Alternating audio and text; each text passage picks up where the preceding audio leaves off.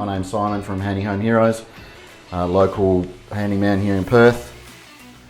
First time using the tool, just ripped through it really. It saved a lot of time in comparison to what I've done before. Removing the grout is the most difficult part, and this chewed through it. 5-6 square metres of grout, of tiling, that would all been out in an hour 15 tops.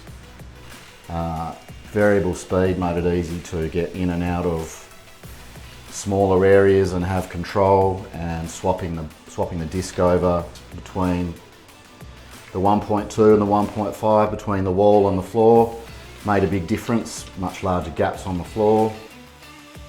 Yeah, look, the dust extraction, it's a much cleaner method with the dust extractor.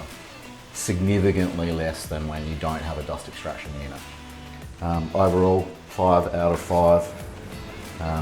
Less time, less dust. What a winner. Arbortech Mini Grinder. It's the only way to go.